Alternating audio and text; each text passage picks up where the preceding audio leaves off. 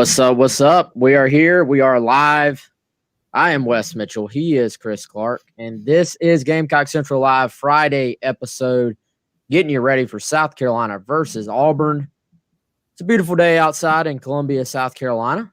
And Gamecocks and Tigers will square off tomorrow at noon. And we've got our final thoughts on what I tend to still believe it's going to be a very, very close matchup between the South Carolina football team and the Auburn football team. There's nothing that I have learned in the last 3 days that would make me feel any differently about that. And I think it's going to be a fun game to sort of talk about and then to actually see play out Saturday at Williams-Brice Stadium. So we've got a jam-packed show for you here today. We're actually going to be joined by a special guest. For those of you who are not already familiar with the SEC StatCat on Twitter, I would encourage you all to go follow. It's at SEC_StatCat, as you will see in our pre-recorded interview later on. I kept saying SEC StatCat. It's SEC_StatCat. Clark Brooks is his real name. And if you're into analytics and stats and all that type stuff, it's completely over the top. Like, there's more on there than you could probably ever consume as far as the SEC goes. But if you're into that stuff, you'll love it. Go to SECStatCat.com. We'll be joined by him, I would say probably about 15 minutes or so. Pre-recorded interview. Chris, first of all, before we get rolling, I see we've got a ton of folks already on here in the chat, ready to talk some Gamecock football. At the end of the show, we'll take everybody's questions. But as always, we are brought to you by AffordableMedicalUSA.com. 803-926-1493. That is the home of the game day chair. And Chris Clark can tell you all about the game day chair right now. Yep, going to tell you all about it. So when you're watching the games at home, whatever you're watching the Braves tonight, clinch a World Series trip, right, Wes? Probably can't get a game day chair. Probably can't get it in by tonight, I wouldn't imagine. But next year when the Braves win again, you'll want to make sure that you have your game day chair. And check it out. Give those guys a call, 803-926-1493. Go to AffordableMedicalUSA.com. Search for the Maxi Comfort Cloud with Twilight technology. Twilight is the lay flat position in this chair. Super comfortable, power pillow, lumbar support, tons of room. A really, really comfortable chair to enhance your game watching, your Netflix watching, whatever it may be. Appreciate their support. Make sure you check those guys out. It's almost like you've done that before, Chris. A few times. We got, Daniel Watts, by the way, Gamecock Russ, he beat you to the first comment. So I don't know, a little slow on the trigger there this afternoon, buddy. We got a lot of people in. Daniel, Russ in, Miss Lynn, Fred Cooper, RJ Lane, Charles Stone, Craig Godwin, Shane Oliver, Toby on Facebook, Steven. Let's see, did I miss anybody? Sam, Robert Short. We got Young Tiger on Periscope. I don't know about your name there. We got Mac and those guys with their podcasts. So we got a bunch of folks in here already. And, Chris, I would say as far as any news the last 24 hours or so, the biggest thing we sort of have to talk about is Muschamp call-in show last night, Thursday, final talk as always before the big game. Says something we already, I think, knew and something we had heard outside of the sort of public media settings is that Keir Thomas is back. He's going to play this week. Jalen Dickerson is back. He's going to play this week. Muschamp confirmed Jamar Brown is back. He will play this week. I actually think as this year goes on, Jamar Brown is going to play maybe a bigger role in this defense than maybe some people think. But the biggest news from that, Chris, would be one, Izzy Mukwamu sort of has still been dealing with that groin injury and is actually now a game-time decision for South Carolina against Auburn on Saturday. And obviously an injury that we've had to track for most of the year ever since it happened in week 1. And if he cannot go, then that obviously is a bit of a blow for South Carolina's defense. Yeah, so you would think that Izzy may be at least limited or certainly could be out, in that game. You look at, Vanderbilt, obviously he was limited in that contest as Muschamp laid out on Thursday night last night. I guess if there's some good news to be had about that situation, it is that Jalen Dickerson is back, right? Which South Carolina did not have him last week, and they're getting Jamar Brown, a piece that they have not had all this season. And so what that could enable South Carolina to do, potentially, depending on availability of everyone back there in the secondary, is could give them a guy to maybe play that dime spot if they feel that they can. It depends on number of bodies available, depends on personnel.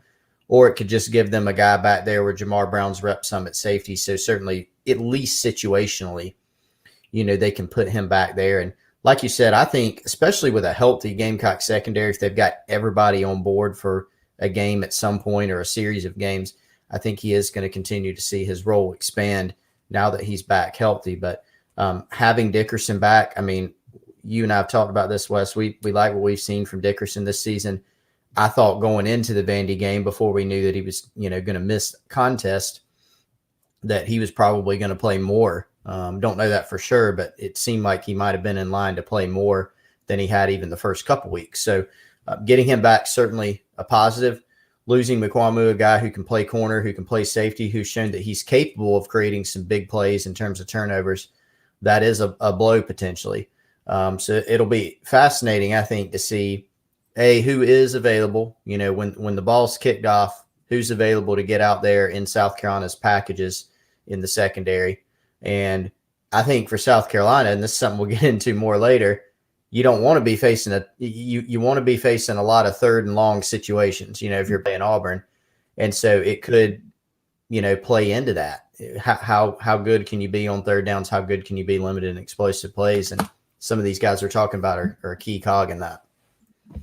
Yeah, Izzy certainly, if he's not able to go, which as we know, anytime it comes down to game time decision, that can be a bad omen, I think. So we'll see. We'll see how he feels when he wakes up. But generally, game time decisions, just in our experience, is a bad omen, for guys, especially trying to play in the secondary, a position where, you have to change direction. Not that you don't have to do that at every position, but a groin injury, when you're changing direction and you don't know which way the guy you're trying to stay with is going to turn, very difficult. And that's why they've played him at safety as much as they have, to try and, keep him from having to turn his hips as much, and to try to keep him from having to run the length of the field on some of these 9 balls, or basically deep balls, a fly route. What Muschamp says that is what he means. So I think, it's a factor. Now, the fact that I think you've seen really good things, Chris, from Johnny Dixon. I think he's come on for South Carolina. There will be a little more pressure on him to perform, I think, this week against some really good Auburn, receivers.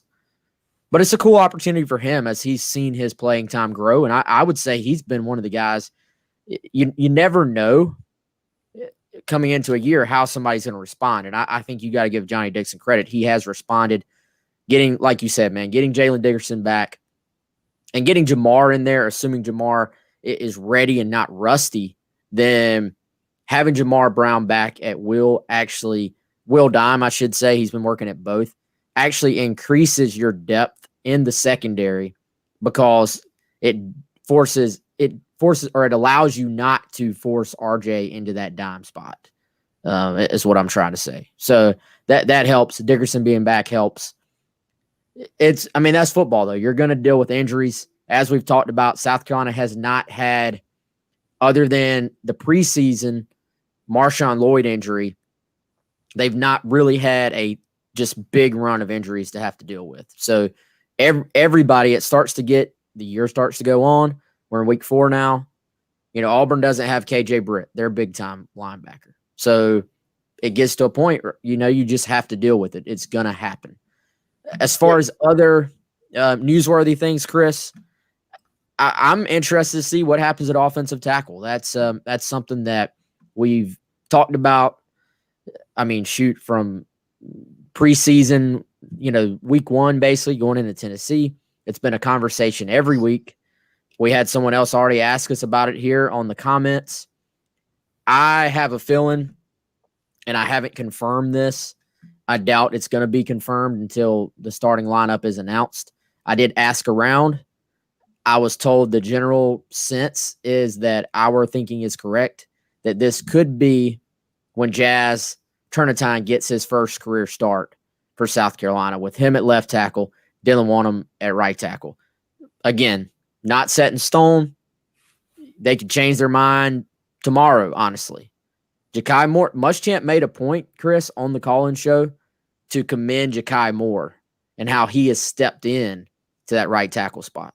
So, again, not reporting it as a fact, but I do think ultimately that's the lineup they sort of wanted to get to, was Jazz and Wonnum opposite each other at offensive tackle. And I think that's something we talked about earlier this week, Chris. I think that's something where this offensive line could really start to solidify itself if Jazz is ready to take over that spot. Yeah, definitely. I mean, that was a big question preseason, right? And then the equation sort of changed based on a variety of factors. So now that Jazz is, back in the mix, he's in better shape. I thought it was a big positive that Will Muschamp was able to explain the other day sort of what happened there with him just not being in optimal shape. And so now that he is, being in shape, I mean, it makes a world of difference. Play better assignment football. You can play longer. You can mentally, hone in and focus. And so he got his feet wet in the Vanderbilt game. If he's ready, that'd be significant. I think Ja'Kai Moore did some really good things against Vanderbilt, particularly in the run game. I think he showed some things there. So if you've got Jazz in the mix and if he can win a starting job, or at least, hey, even if not, if he can be ready to go, right, that's a positive. Dylan Wonnum, is a guy that's played a lot of football. Ja'Kai Moore is continuing to come on, and Jalen Nichols can be in the mix too there at tackle. And now you're more along the lines of what we thought preseason, right? Now you've got your 3 or 4 tackles, right, that are in the mix, as opposed to, that equation changed a little bit preseason. Yeah, so we had a question on here about testing, Chris, obviously COVID testing. And it's a good question from Shane. We know for a fact, so let me make sure I'm getting my verbiage right. The PCR test, that's the nose test, right? That's right. Yeah. So we know for a fact South Carolina is doing the 3-day or 3 days of the week. They're doing the nose PCR test. They have not mentioned the other stuff. I've heard rumblings. Maybe they're doing an oral test in between there as well. I don't know that to be 100% fact, so I don't want to say it as a fact. But I have heard maybe that's been implemented too. But they're definitely, as a matter of complete fact, doing 3 days a week of the PCR test. And it's interesting. I mean, this whole Saban thing, Chris, I mean, is the thought process now that he may have had a false positive? Is that what's been reported now? Are people thinking that? Well, if there's talk now that he may be able to be on the sideline on Saturday, if he gets 3 negatives. I mean, Desmond Howard tweeted basically saying, "Don't be surprised if Nick Saban is on the sideline on Saturday," which he ain't going to say something like that unless there's a decent chance it's true. And I say the only way that's going to be possible with our current rules has to be that the thought process is that it was a false positive. Yeah. I mean, and look, we have heard there have been some false positives and some discrepancies and things like that across college football and outside of college football. So that's the difficult thing, about this, that and contact tracing. There's so much by the rules that you have to do, that you need to do if you get a positive. If you get a positive, you need to make sure that there's no discrepancy. Then if you've got a positive, then you're obviously isolated. Then you got a contact trace and those guys are out. So it can become a debacle for you in a hurry. So, I mean, I think college football in the SEC, there have obviously been some postponements and cancellations, which we pretty much knew was going to happen barring some miracle. But I think overall, right, it's been in a pretty good place. I think we've all been pretty fortunate that there have not been more postponements and things like that. Just speaking strictly in terms of the game and not any, health concerns or anything like that. Yeah, man. And I think it's kind of been interesting for me. And I don't want to go all into, the whole COVID thing, but it's been interesting how many people like Saban tests positive, and then all of a sudden there have been a handful of people that have been like, "Oh, we told you couldn't do this." And so Florida had their little, their run this week. And it's like, well, now you're getting concerned again, but when other like smaller teams had issues, you didn't see all the columns about that necessarily. It's like, right. But when some higher profile people, it happens to them, then boom, let's put out our doomsday columns again. So anyway, that's here nor there. I'm not, like I've said from the beginning, I'm right there in the middle of this thing. It's real. It exists. We got to be careful. But also I think playing football and doing it with rules and protocols I still believe has proven to be the right thing, because it's what the players wanted and the coaches wanted. And they're ultimately the most important thing here as far as whether they're in it mentally with their hearts and all that or not. So anyway, back to South Carolina Auburn. By the way, one more real quick thing. Somebody asked, when would Vandy have been tested last? That would have been Thursday, right? I mean, yes. Every SEC school is doing the Thursday nose test so that you can get back the results fast enough there's enough time to get back the results before the game on Saturday. Carolina's had pretty darn good turnaround time on their test from what I've heard, but you sort of, I guess there's a little built-in day there. And you don't want anybody traveling. If you're the road team, you don't want anybody traveling that could have it. So you have to test early enough that you can get those results before you put somebody on a bus or plane, all together, basically. So, but I do think teams have started to mix in the oral tests as well, but I don't know that for a fact. So, Chris, as we have sort of dived into this game, and we've got to put out, Chris is way ahead of me in content right now. We've got to put out, I say we, but I've got to write my final thoughts on the game, and I've got to write my buy or sell, brought to you by Bishop Real Estate, and keys to victory. But before we get to SEC StatCat, Chris, give everybody a little tease of your top key to victory for the Gamecocks. So I think it is going to be limiting explosive plays by Auburn. I think that's the biggest thing. It's like you said yesterday, there are probably 20 or 25 or 30 little micro things. Really, in this game, every single aspect is going to be important. It isn't any game. But when you have a game that's expected to be this close, it's the same way in Tennessee. We said, oh, this thing. There's so many different ones. But if I'm really going to boil it down, I think it's explosive plays, limiting those, right? Because Auburn's going to want to control the game. They're actually, going to want to run the football a lot. They're going to want to control things. They're going to go tempo at times.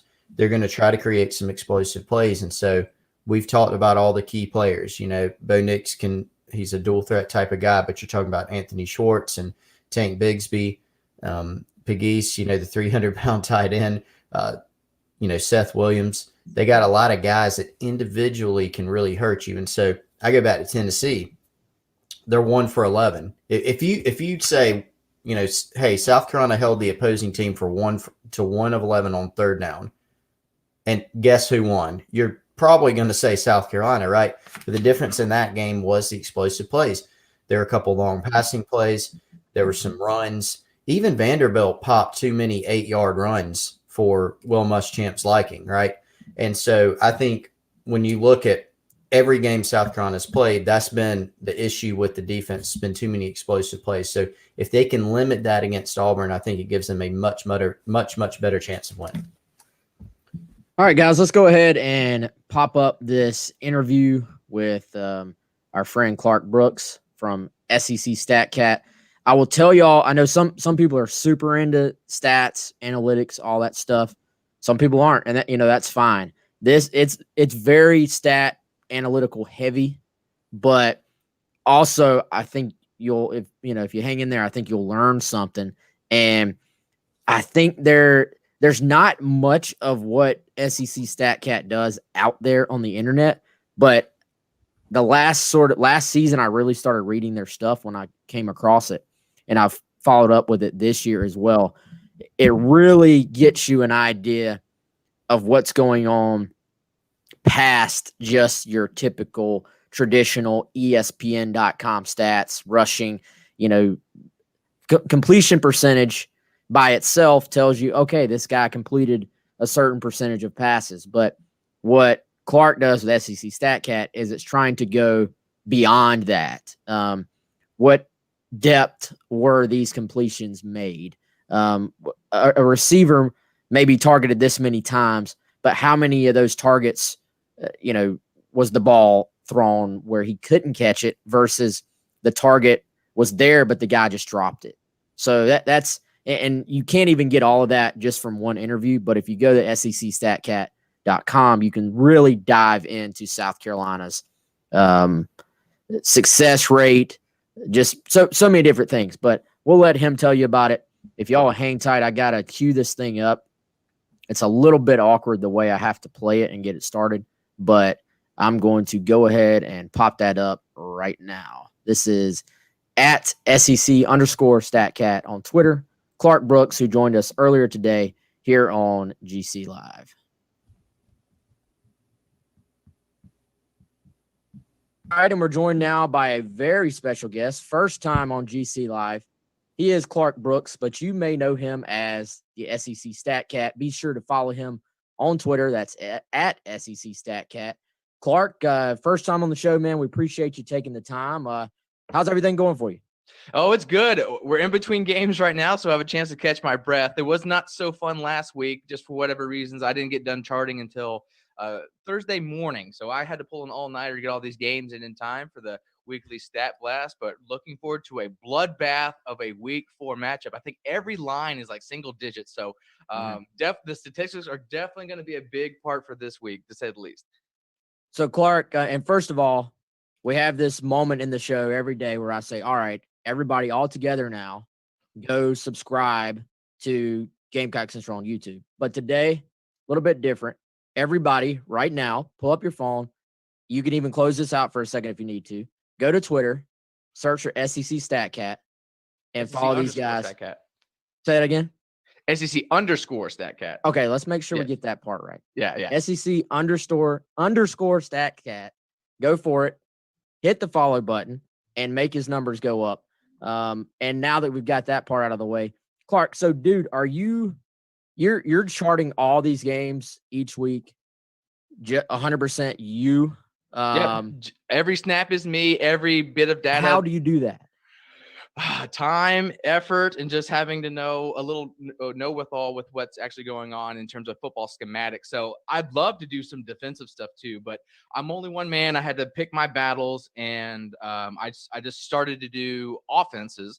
So we're talking about what personnel people line up in, formation, of course, that's under my terminology, which, it take it or leave it. I mean, I'm the one doing it, so I'm going to use my terminology in terms of the formations I use, what concepts teams are running. So when I just hear, they run a lot, that doesn't tell me anything. What are they running when they run the ball? Is it inside zones? Is it counters? Is it buck sweeps or pin pulls like South Carolina really liked to do last year? So it just helps separate teams a little bit more, apply a little bit more details into the macro. Of course, a lot of people just divulge to the traditional statistics like total yards gained or completion percentage, but I didn't think that was doing the Southeastern Conference a service. I mean, after all, you've heard it said 1,000 times, and this won't be the last. It just means more in this conference. So applying more in terms of the statistical areas was very important to me. So basically with the stuff I track, you can get where runs are going, the percentages. You can get what concept teams are running in what situations. You can see where passes are going and how accurate quarterbacks are. Target heat maps, how percentage of yards are on the field are accumulated by wide receivers. So a lot of different stuff. But again, since it is just me charting, it is definitely a labor of love during each fall. Clark, I'm glad you mentioned your terminology, because that's exactly where I want to go with my first question. So, looking at some of your, calls, charting the different plays, for example, you've got Rose flank, 9-buck read, or you've got black off stack, 2 RPO X tunnel. So like, obviously some of these terms, you can look at some of these things and you can see RPO or you can see trips, and, you might have some general, the common football fan may know some of these things, but how did you come up with these terminologies? Did you just pour over some playbooks and take some concepts for people? Did you totally conjure some of them up? And then can you give us some examples of what maybe some of them mean? Oh, absolutely. So in terms of formations, if it's a basic formation like I write, right, that I started that twins left, like that stuff is pretty self-explanatory. But colors I borrowed from high school. That's what we use. We use colors if it had an L in it or had something mnemonic device that means strength was to the left, it had an R in it, strength was to the right. So blue and red go together, green and yellow go together, black and white go together, lime and rose go together, turquoise and teal go together. So it's just like a bunch of different things. And if you're following along with Game Live and you're looking at our script page, you can see this stuff come in. You can actually just and tie the two together. But there's no great example for the tight end set. So tight end sets are usually the ones with the colors, as opposed to flex, 2x2 sets, ace, 2 tight end sets, trips, obviously 3 wide receivers to the same side, empty. A lot of people can just realize that and know what's going on. But since there is a lot of minutia, a lot of change in details on where exactly that tight end lines up, like for instance, some tight ends line up as the sniffer formation in the backfield, kind of hybrid fullback tight end position. Others are offset on the line, but not on the line. So it's just giving all these types of different variants and that type of stuff. But again, I wanted to keep the actual play calls as close to common nomenclature as possible. Now, that's not going to always happen because, new concepts kind of pop up every year. For instance, I have this drawn up behind me. Slam, which is just a normal inside zone, right? We have everyone flowing to the right. We're attacking the B gap. Well, then we have a very similar play that surprisingly Mississippi State started to run last year, slash, which is an inside zone, but as opposed to crossing the quarterback space with him traditionally reading a backside defender or a second half defender if you have an RPO on, you're basically having the running back align to the same side he's attacking. And I actually put that Carolina has touch last year, but it's joining inside zone. So it's just, using traditional means and just using a little bit more of my nomenclature to help give exactly what's going on with each teams. And of course, I'm not so arrogant to know that, look, the average see that it's just a completely different language. So like on the site, we have our Gridiron 101 section, which has basically 40, 50 2-minute videos, quick digestible things. Some have little jokes in them that basically draw up and show you real life examples of the most common concepts and why I call them that. And there's also a video that actually walks you through how the nomenclature process goes in terms of runs and passes. All right, so let's dive into South Carolina a little bit here. As you've charted these games out, now we have a little bit of a feel, 3 games worth of data of Mike Bobo and sort of what he's implemented with his offensive scheme. What have you maybe seen? And I know you've been doing this for a few years now, so you had a couple of years of data on Brian McClendon. Mm-hmm. What are the biggest differences you've seen so far as far as your scripting out plays with Bobo so far this year versus Brian McClendon the last couple of years at South Carolina?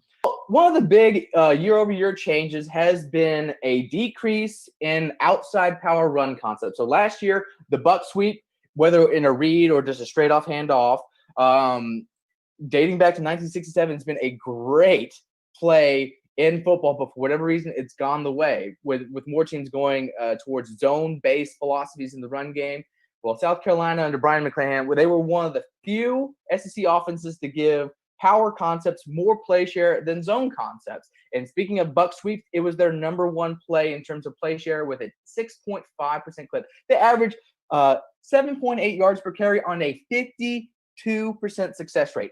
Phenomenal. Well, for whatever reason, whether it be changing philosophies, whether it just be not necessarily trusting your guards to take care of business outside the bookends, that has really lost play share. They've only called 8 outside powers in 3 games. And again, it was their most common play last year. So that play share is going to more inside zones, like we talked about, slam and the slash. Slash is a little bit less used than slam. Slam is absolutely the leader far and away, but it's because they're executing it well. 57.1% success rate on a 5.7 yards per carry. I tweeted this out last night, but South Carolina. So if you're looking at play calling, you kind of want to see what teams are doing on early downs. Third down, it's a lot more isolated, it's a lot more compartmentalized, it's more one-off type of thing. That's when you see your crazy exotic blitzes on defense, or heavy protection offenses with deep developing routes. And so it's a little bit more situationally based. Early downs are planned. This is what the offense wants to be when all things are working. So early down run rate, South Carolina is near the top. They're one of the 3 SEC offenses this year that averages more yards per run than yards per pass on first downs. And it's because they have the highest yards before contact clip.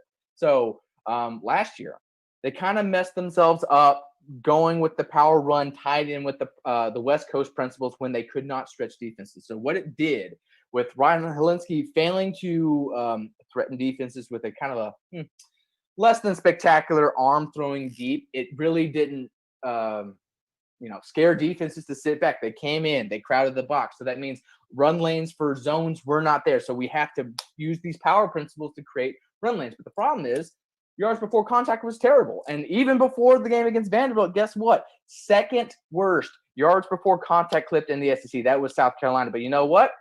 1 week of playing Vanderbilt, they're now first in the SEC, averaging 3.81 yards per carry. And of course, that was highly inflated by 2 long untouched carries, that 88-yarder to Kevin Harris, and the end around, I forget who was 2, but the 47-yarder, untouched on both of those carries. So they absolutely inflated them. But if we wanted to take those 2 out, 2.6 yards before contact, still very good relative to the rest of the conference in that one-off. But it's giving a lot more variability with the inside zones. They're not necessarily just playing to get to third down. Now, obviously, that kind of happens by the passing game not necessarily being great. But as opposed to last year where it was basically 3rd and 5 every single series, it's less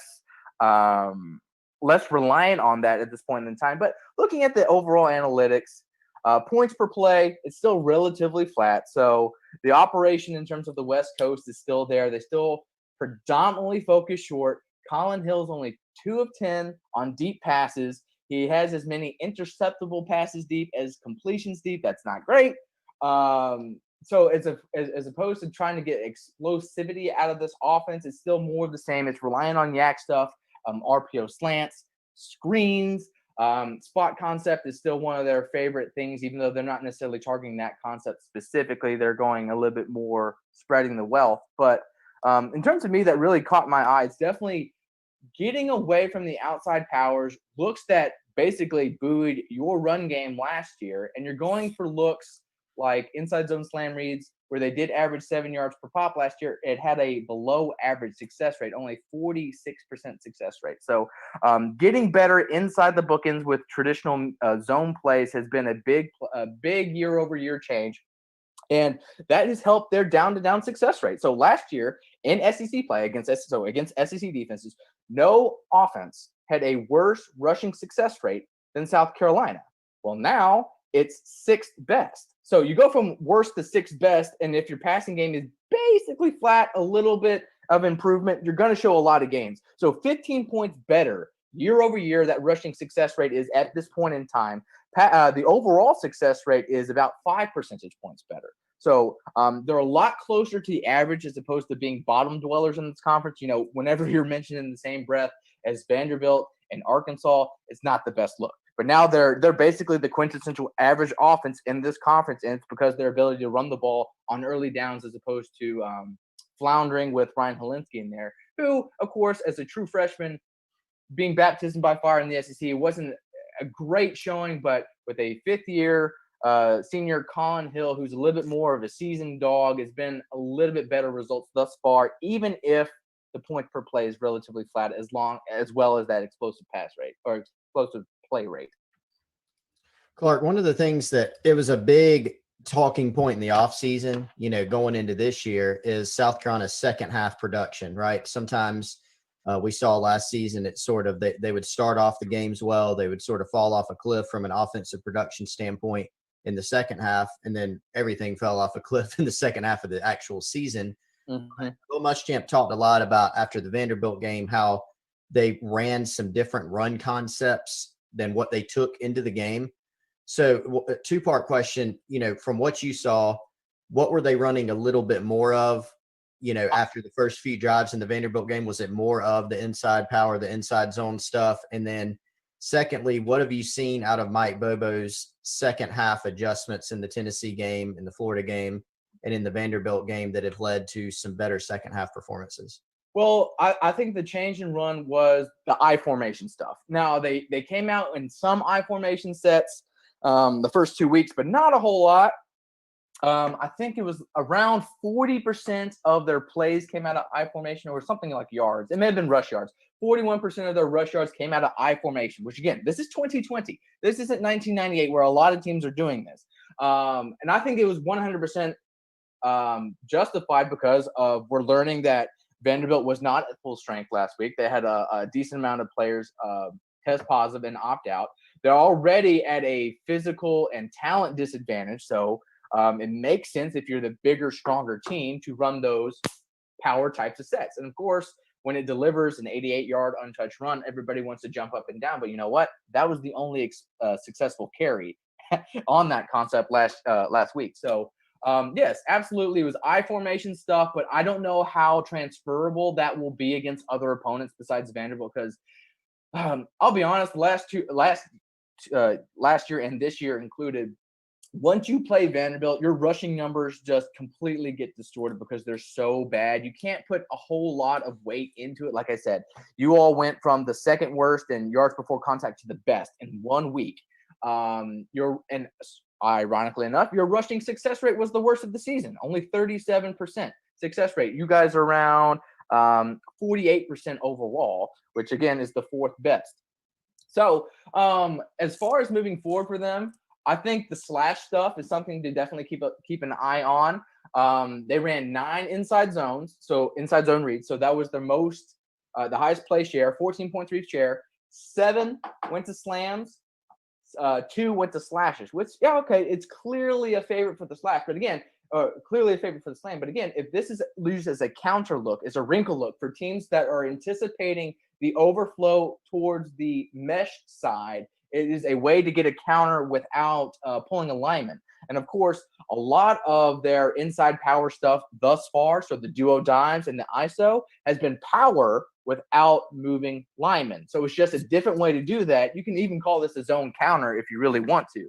But very simple look, and it's the thing they don't necessarily have to, use a whole lot of time installing. It's just basically tweaking things that are already existing on their base offense. But my big issue with them is just finding potency in the passing game and not having to rely on screens and slants and stuff like that. Clark, so let's get into this matchup tomorrow, South Carolina, Auburn. Auburn, a team that I would say, just outside looking in, seems like they've been sort of up and down so far this year. Obviously, really slowed down by a really, really good Georgia defense. And, too. I think, much like, and we've talked about it all week, much like Vanderbilt is a team you sort of get right against offensively. I think Georgia is going to be a defense that probably makes a lot of people look bad this year. But what have you, and dating back to last year as well, what have you maybe seen from Bo Nix and this Auburn offense that is worth noting, that sort of sticks out to you? And have you seen many differences with Chad Morris, I assume, actually calling the plays this year, compared to last year? I know there's always a little question about who's actually running the offense Right. at Auburn with Gus, but just any prevailing thoughts on Auburn? Well, the year-over-year things that have stayed the same. They're still a run-dominant team. They don't like to have Nix in drop-back passing situations. They want to give him manageable options with whether it be screens, run-pass options, or just short drop-back concepts. So they do not like targeting the middle of the field at all. Last night I shared everyone's updated pass charts. I think Bo Nix only has 4 attempts beyond 5 yards in between the hashes. He predominantly loves to target outside the numbers, play iso ball, one-on-one, back shoulder fades, comebacks, streaks, curls off RPOs, that type of thing. Not a big fan in the high-low reads towards the middle field, like I said. So he doesn't necessarily put the ball in harm's way a whole lot. But look, let's be honest. He has struggled with his accuracy. I think he's dead last in the conference in completion percentage right now. Not saying that, that's entirely on him, especially against a defense like Georgia and low-key Arkansas, which is the second best success rate going into week 4. I bet a lot of people don't know that. Barry Odom has low-key been one of the best offseason hires. So it's time that he gets some acclaim as well. But, yeah, their offense, they still rely a lot on RPOs for a lot of their production. But last week specifically got my eyebrows raised because, first of all, they used J.J. Pegwis as a wildcat back. But that's the thing. Okay, that's what a lot of people are going to notice. Obviously, when you see a 300-pounder back there taking wildcat snaps, a lot of people are going to jump up and down. But the thing that got my attention, so I hinted at bluff reads earlier. Bluff reads are an inside zone read with a split zone. So if I were just to tweak our slam design here, so usually you do split zones with an off tight end. He's off the ball. Why is he off the ball? Because he's going to have to move across the formation to seal the end defender. So he fires across, either setting a seal on the split zone or on a bluff read. He basically becomes the personal protector if the quarterback chooses to pull it. So if you have a 300-pounder as this type of basically a trapper, an edge trapper, a backside edge trapper for a zone, that opens up so many potential opportunities for Bo Nix to keep the ball in the run game. Of course, last year Bo Nix was one of the most successful runners on design runs. So that's non-sacks and scrambles. When he is a designed runner, he was near the top in first down touchdown rate and success rate. So if you can add that type of wrinkle and you're playing against a defense that's not particularly the most sound. I mean, they're relatively average, South Carolina's defense, but they're not top 5 defending the run. They're not top 5 defending the pass. They're not top 5 presenting explosive plays. They're not top 5 and getting sacks. So the way to beat Auburn is obviously to get pressure on Nick. We saw what Georgia did. They basically broke a fifth of their offensive snaps were broken, either because of immediate pressure and the play broke down or because of a coverage sack and nothing was open after snap. So Auburn, like they've always been under Miles on, they're great in rhythm. When things are working on early downs and they want to live and get 5 yards per carry on early down, they use a little bit more pace. But for whatever reason, Bo Nix has not necessarily made the jump that I expected him to make. You can say, that's just another instance of Chad Morris, tanking someone's potential or whatever. But he just has not been great ball placement. And I mean, his top 2 targets, Seth Williams and Anthony Schwartz, have combined to see the most inaccurate targets through the first 3 weeks. They're 1 and 2 in the SEC. That's not going to necessarily be a great game plan moving forward in terms of maximizing your potential. And of course, speaking of Anthony Schwartz, fastest player in college football who seemingly can never win deep. I always find that interesting. But no SEC receivers' yards are more inflated to after contact than his right now. Basically 85% of his yards have come after contact. So that screams screens. And if you know anything about screens, they are not necessarily reliable down to down. They're very reliant on defenses playing back. And while screens last year were kind of early down plays under Gus Malzahn, Auburn's had to turn to them in third and behind the chain situations, which again ups the ante because if you have to gain 10 yards, obviously it's a little bit harder when you have to gain 5 yards on 1st and 10 in order to be successful. The bar is just so much higher. So I think only one screen thus far has resulted in success for them. And if it's the third most featured concept of their play share right now, that's not great. So I'm fairly concerned about their offense. Even against Kentucky, they didn't look particularly great. They got the win last week, but it wasn't particularly great. It was just rather middling, and that's what it was year over year. So again, their big weaknesses are keeping Bo Nix clean and not necessarily having to put themselves in short, long yardage situations, because the run game has actually been a lot better, and that's because of Tank Williams. Tank Williams, he's a hoss. He's like Kevin Harris. He's a tough guy to bring down. Kevin Harris led the SEC going into week 3 in broken tackles. Well, thanks to 14, 15 broken tackles against Arkansas, Tank Bigsby now holds that edge. So he's helped them be one of the best after contacts. Auburn's one of the 2 or 3 offenses in the conference in top 4 in yards before and after contact. Well, last year they were 5th in yards before contact. Well, guess what? They were dead last in yards after contact. So he has been a big help getting them extra hidden yardage, if you want to put it that way, which has led to more explosive gains on the ground. Low key, despite having a bottom 5 explosive pass rate. And what do I mean by explosive passes? Those are a percentage of passes that gain 20 yards or more. Well, they're still bottom 4 in that area because they're focusing a lot of their passes short with RPOs and screens and all that. They're not necessarily going the distance. But the run game is top 4 in explosive run rate. And it's in my mind is 100% of their ability to do a lot better after contact. So if South Carolina isn't tackling well, it could be a long afternoon because of how Auburn likes to play. They want to lean on that run game to open up everything else in passing. Very old school approach. They still do a lot of motions, a lot of eye candy. That it's very Gus Malzahn, very Chad Morris philosophy to play that deception type of football, especially when you start pulling linemen and running bluff reads with 300-pounders coming across the formation. It can be a lot of moving parts for a defense to digest, especially in short yardage situations. So I would definitely keep that in mind. But in terms of overall potency, I'm not necessarily wowed with what Chad Morris has done year over year. They did things that I was expecting. They ran a lot more switch concepts. They're doing a lot more deception-based double move stuff downfield, but they're still leaning on their principles. Their inside zone slam reads with the slot bubble, the most common play in college football, and you can thank Gus Malzahn for that. So they still definitely do all that type of stuff. But for me, it's going to come down for them, for South Carolina, to bottle up Tank Bigsby, DJ Williams, and Sean Shivers after contact. If they can, if they're allowing 2.5 yards before contact, but they only allow 1.5 yards after contact, they'll take it. But they cannot allow 2.5 on both fronts, which is what Auburn, like I said, one of the few SEC offense that are currently averaging that running the ball. Clark, this Zoom meeting is giving me a little 2-minute countdown, man. So we'll let you get out of here. But dude, we appreciate the time. And why don't you tell everybody again a little bit about where they can find your work, Twitter, the actual website, and hopefully our listeners, hey guys, that we don't have enough time in the world to sort of talk about everything that's on the website. So y'all go check it out and see for yourself.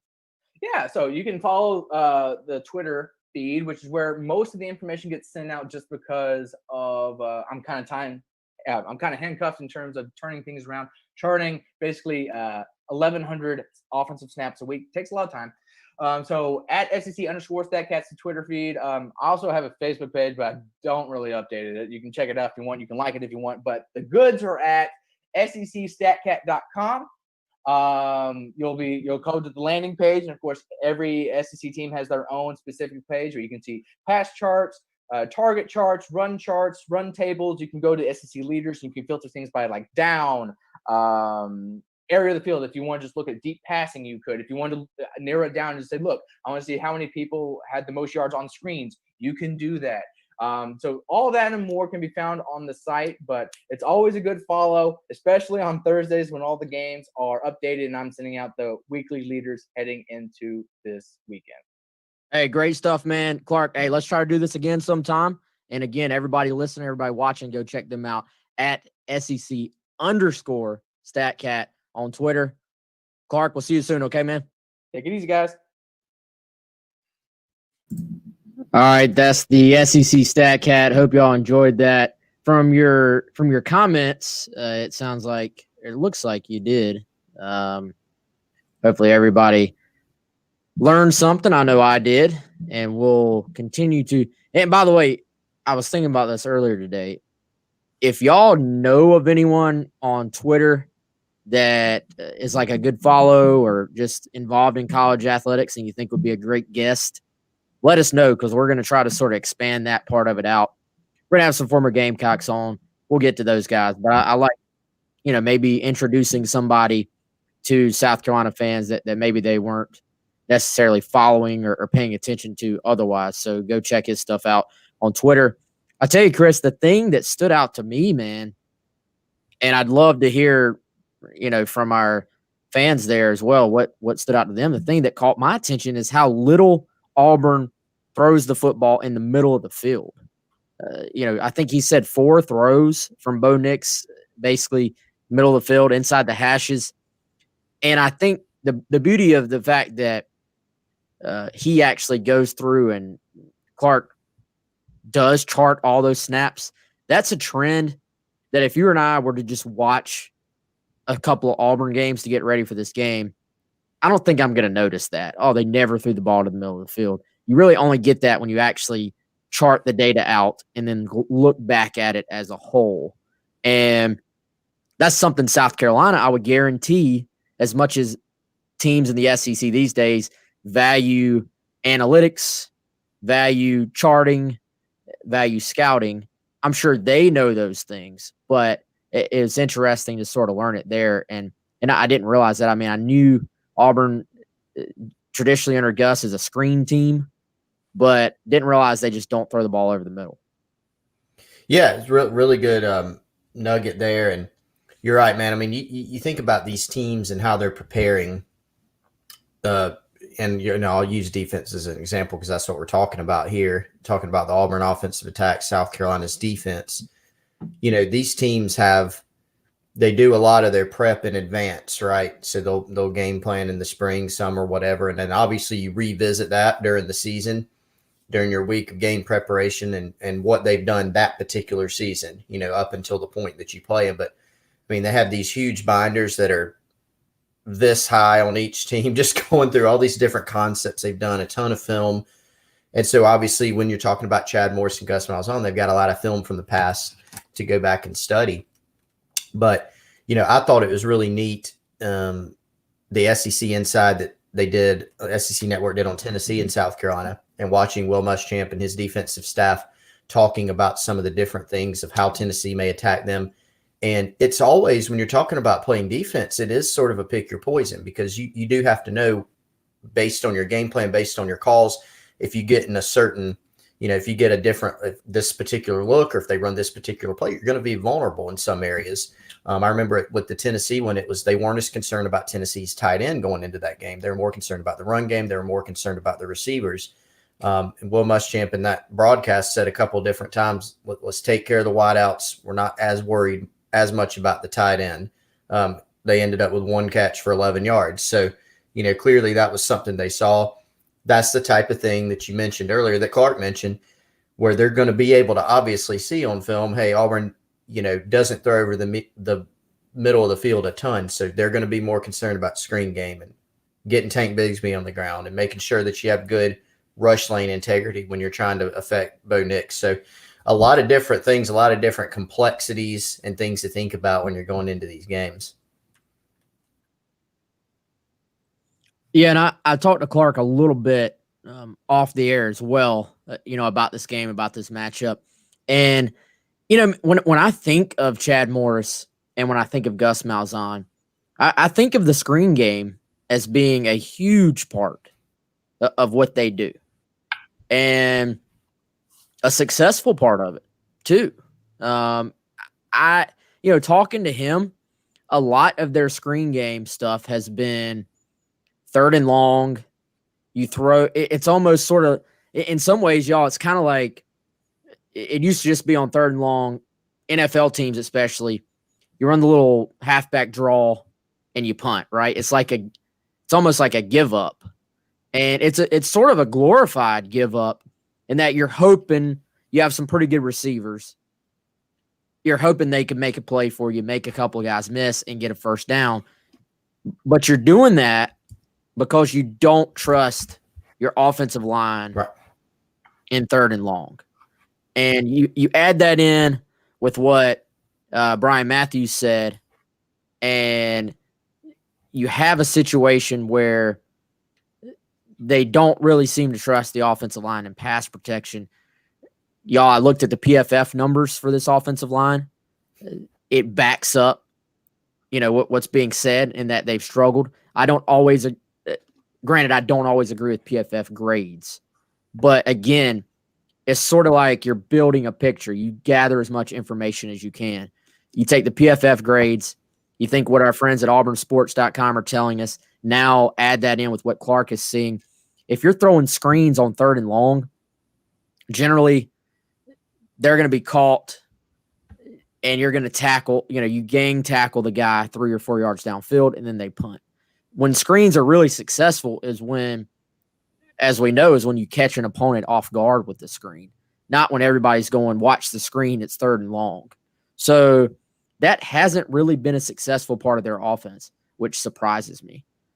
I think for Carolina, listen to Muschamp yesterday, I think Bo Nix on the ground is what scares them to death. And again, take all the information, put it together.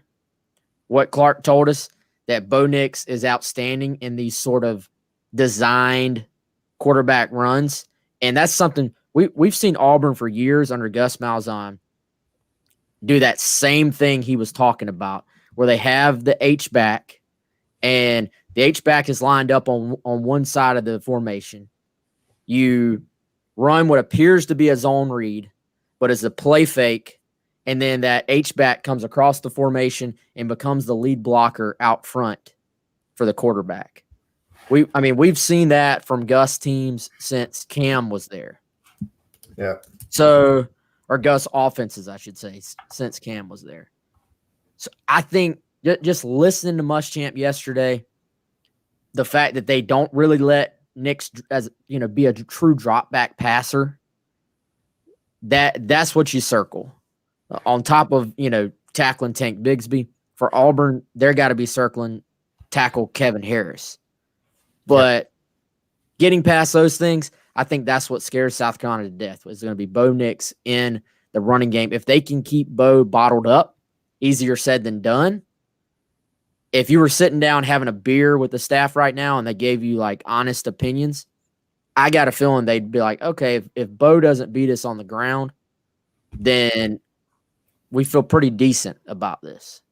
Yeah, I agree because, if Bo's not beating you on the ground and if you're doing a pretty good job against the run, which again is what Auburn's going to try to establish in this game, if you're getting them into some 3rd and long situations, that's ideal. If you go look at SEC StatCat, what he's put together on his website, there are a lot of screens. There's a lot of tunnel screens off RPOs. There's a lot of screens there's a high, what he calls play share, which is the amount of plays, percentage of plays, and then, also the yardage.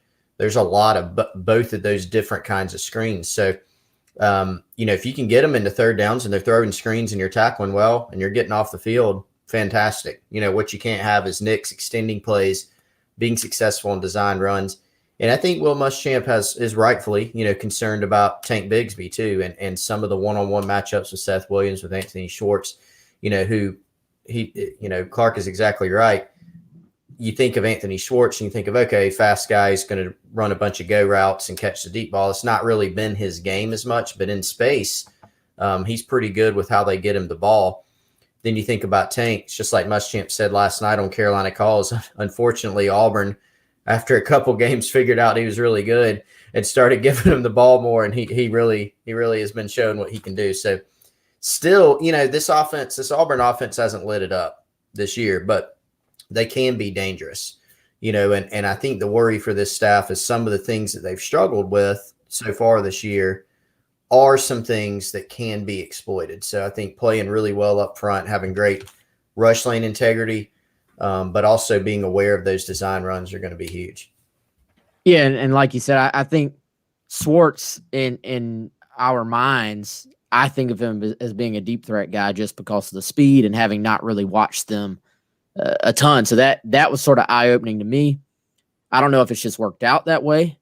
I don't know if that's protection issues, ball accuracy issues, or some guys are honestly really fast but don't have great ball skills down the field. So I don't know exactly what those reasons are. And we'll see. I'm sure at some point they're going to try to exploit that. And to your point, and we had a question there about where does the defense stand the most improvement and what part has improved the most through the first few games. I think, man, it's still, for me, it's still very much this defense is a question mark for South Carolina. Too many explosives allowed in the running game and the passing game. And the problem is, you may say, all right, they have to fix the explosives allowed. For me, Chris, the problem with that is that that's a symptom. That's not the problem. You can circle it and be like, this is an issue. This has been an issue. But that's really the symptom of more than likely a multitude of issues. You know, because you have to be able to rush and cover to avoid explosive plays. You have to be able to physically cover, but you also have to mentally not have the bus. So I think it's been different problems in different games. And the problem in some ways has been consistency, which again, consistency even in some ways is more of a symptom in that this is how it plays out because you're not mentally checked in on every little detail, every single play. Mm-hmm. Sometimes it's you're not taking yourself out of the game when you're tired and really probably need to go get a blow on the sideline. You know, so I think that the issue is that there are too many issues right now that are symptoms. That to fix those, there are a lot of little details that have to be ironed out. And I think if we're just calling it like we see it, those issues probably weren't as easily noticeable against the competition you faced last week. And to your point about Tank,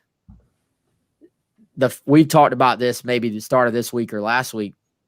Sometimes you don't have missed tackles because athletically the other team just isn't as capable of making you miss tackles. You're going to know when Tank comes down. You know, you and I have watched Tank, watched this film, you know, since he was probably a sophomore in high school. We've followed this kid. He's the real deal. So that's going to be a key. Like he said, I really like how he breaks it down. Yards before contact, yards after contact. You better be winning at least one of those battles. Ideally, both of them.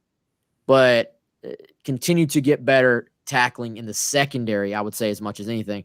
Ernest Jones, PFF numbers, Ernest has one missed tackle all year. So if he's getting to the ball, he's going to make a tackle. Some of the other guys, particularly once you get deeper and into the secondary, I think is where you maybe have had issues. Yeah, you're exactly right. It's too broad to just say stop the explosive plays and everything's fine. I mean, because there have been so many different, and I'm guilty of saying that a lot, but breaking it down, you know, you look at, you know, Tennessee, one of the plays was just a phenomenal play. I mean, Jamie Robinson has great coverage. Guy makes a one-handed catch. Okay, you know, you shake his hand and you play the next down. Another one's a one-on-one situation. Cam Smith didn't have great coverage on it. Then you saw one play, the tempo was an issue, right? One of the touchdown drives, there were a few longer runs, not 50 yards, you know, but an 8-yarder, a 12-yarder here and there. And South Carolina didn't deal with the tempo. They got pushed out of their gaps. Some of the Vanderbilt, you know, I mentioned this earlier.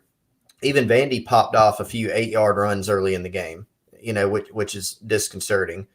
Just not doing a good job with your gap integrity at times. Florida, you know, the great embodiment, Kadarius Toney, you get beat on a one-on-one move, which, you know, you can live with that if you get the guy down after a first down, but instead you miss a bunch of tackles. So you can just see, going back and thinking of some of the explosives that South Carolina's, given up this year. It's not just one particular thing. There's a bunch of different things. Now, the area that they have gotten better in, I think, is, obviously third down, because the numbers bear that out. That is something you look at on a more broad level. It's a bottom line type of thing. Florida didn't get it in as many. They were 4 of 9. The problem was, they gave up too many explosives in other plays. Tennessee was 1 of 11. Vanderbilt, which again, adjust for competition level, they were 1 of 12. But the bottom line is they've been better in that metric, so far. Will that continue? We don't know yet. No doubt. All right, y'all. I think that's about all we have for today. Chris, do you have anything we haven't hit that you want to hit? I think we've hit a lot of it. And SEC StatCat packed in, a week or so of stuff and within about 30 minutes. So, yeah, we appreciate him. Yep. We appreciate all of our sponsors. We appreciate Affordable Medical USA. Quick shout out to Market on Main. If you're looking for somewhere to watch the game on Saturday, go check our friends out. Chris, you and I have got to get over there for a game at some point this year. Yeah. And we'll invite everybody out. We'll make it a little sort of mini watch party type thing. But I will be at Colin Taylor's wedding tomorrow. So shout out to our young beat writer. He and Michaela are getting married on Saturday. That was originally supposed to be the bye week date. I saw people giving him some grief on the site about a fall wedding, but originally the bye week, obviously not the bye week anymore. So Colin will be getting married. That will be cool. I got a busy day tomorrow.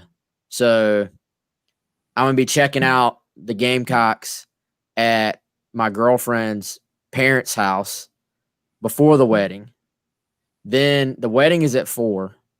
And then depending on the ALCS, I don't know if you're Braves fans on here, if the ALCS is still going on, the Braves game is, assuming if they lose today, the Braves game is at like 4 something tomorrow, which would put it right during Colin's wedding. So I'm going to be the guy in the back watching the game on my phone, clearly. But if the ALCS is over, the Braves game gets bumped to 8 o'clock. So literally it'll be Gamecock football, Colin wedding, Braves baseball, all in a row. And then the Braves are winning tonight, so it doesn't matter. Yeah, and I'm not Shane's giving me. I'm not assuming they're losing. I actually think they win tonight because I feel like they've got the momentum and they're having a blast. But then Sunday, come back, playing in my own softball tournament because I'm an old man. I like to relive the glory days. Then I'm actually doing Kimry's show, which we will record Sunday night at River Rat. And then it will be ready on Monday morning, Fade In podcast with Eric Kimry. So it's going to be a busy, fun weekend. Oh, we got Miss Bell on here. She is very close to a certain Gamecock with the same last name. What's up, Miss Bell? Hope you are doing well. Hopefully we see your kid get some PT here soon. Very talented kid, Jaheim Bell. Shane, I play shortstop, so look at you. That means I'm a light hitter, but good defensively. But all right, y'all, we could sit here and BS with you forever. I think that's it. Busy weekend, but we will have complete coverage of everything going on, including Colin's wedding, on Gamecock Central. And then we will see you all at some point, probably Monday afternoon, to talk about the Braves going to the World Series and the Gamecocks getting a big win over Auburn on Saturday. We will see you then.